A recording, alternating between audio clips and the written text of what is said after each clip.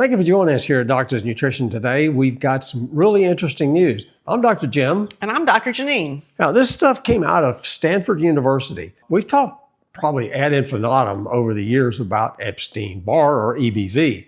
Right. And so many people don't realize they have it or have had it, and it can cause so many problems. Now, we've noticed this clinically for years. Right. People don't realize that once you get, it's mono. When Epstein Barr Virus, when you're young and you have mono, that's when you get it. And a lot of people don't even realize when they have mono that that's what it is. They might think they have a sore throat because their glands swell.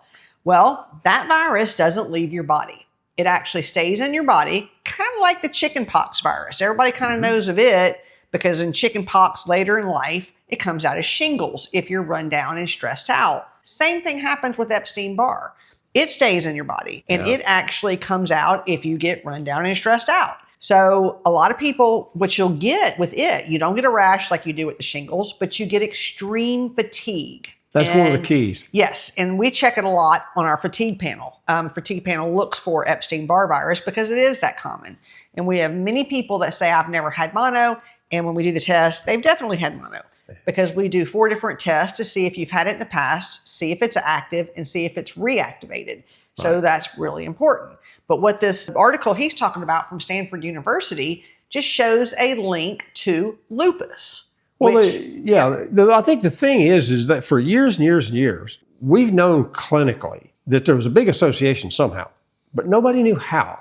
We know it's, the Epstein Barr was kind of associated with Hashimoto's. It's another autoimmune thing. And I think as the research keeps going, if these guys at Stanford will keep doing their job, and boy, they're doing a great job.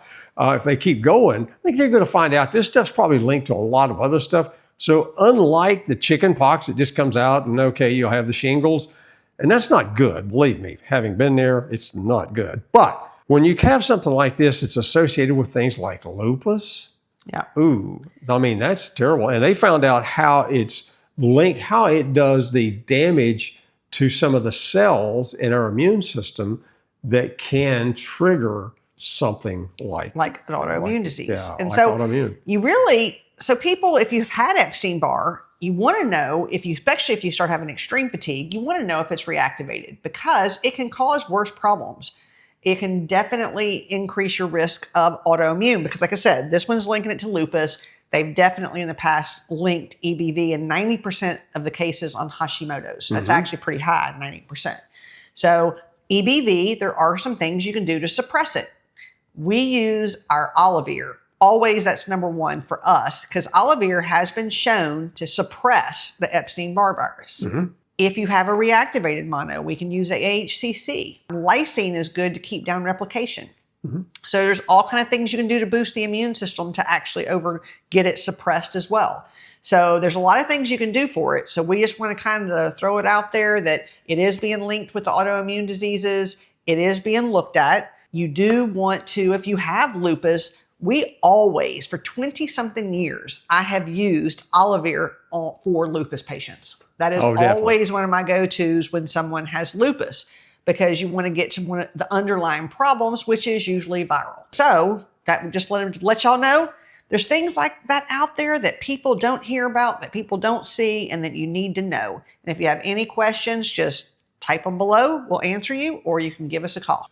Thank you again for watching. Be sure to like this the video and subscribe if you haven't already, and because it really helps us out with YouTube. They like that, so we like for it to happen too.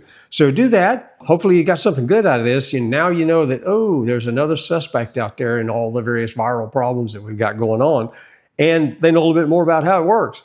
So thank you again for watching, and we appreciate it. Thank you again. We'll see you on the next one.